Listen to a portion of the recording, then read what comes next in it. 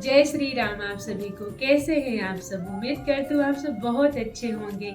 स्वागत है आप सभी का मेरे चैनल में और मेरा नाम है सपना।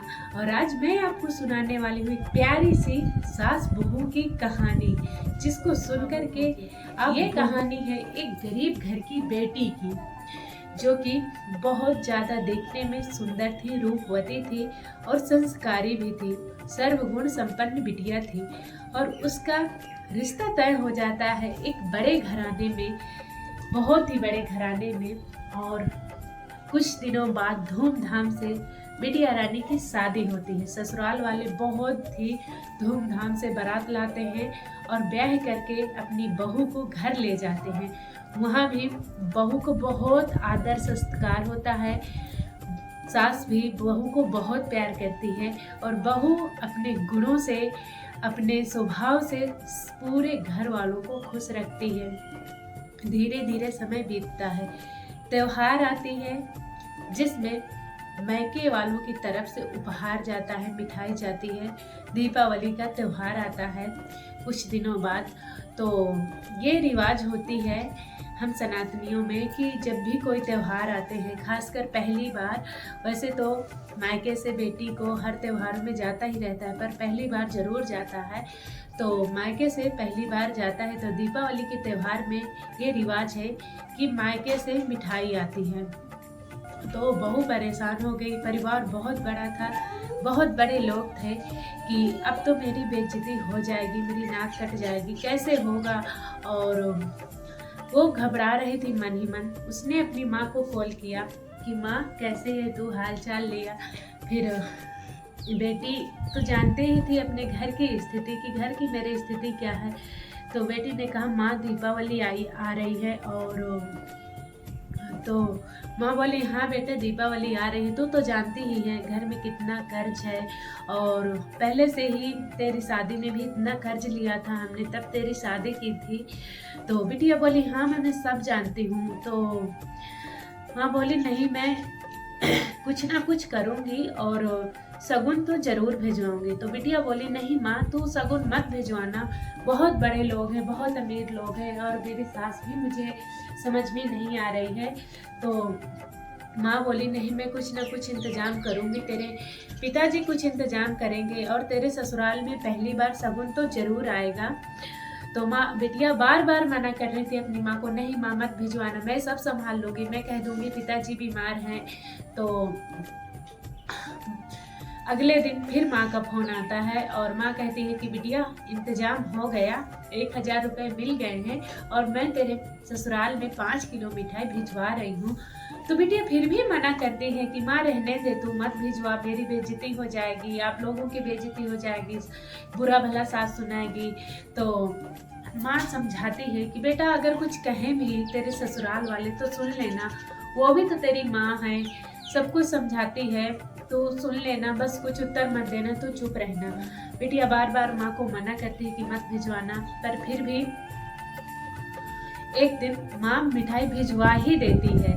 तो दीपावली का दिन आता है और उसकी सास जो थी सारे अपने रिश्तेदारों को, अपने परिवार वालों को, अपने दोस्तों को, पड़ोसियों को, सबको अपने घर में बुला लेती है और कहती है मेरे बहू के यहाँ से मिठाई आई है तो मैं सबको आज बांटूंगी, दिल खोल कर बांटूंगी। देखिए, तो बहू जब ये बात सुनती है कि सास तो इतने सारे लोगों को बुला रही है, 100-150 लोगों को सास ने बुला लिया, तो बहू बहुत ही ज़्यादा परेशान हो जाती कि अब क्या होगा। तो सबके सामने सासू माँ मेरी बेइज्जती करेगी और पहली बार तो मैंने माँ को मना किया था कि मिठाई ना भिजवाना, अगर माँ ने भिजवाई भी होगी तो 5 किलो ही भिजवाई होगी, तो अब तो मेरी सबके सामने बेइज्जती होना तय है।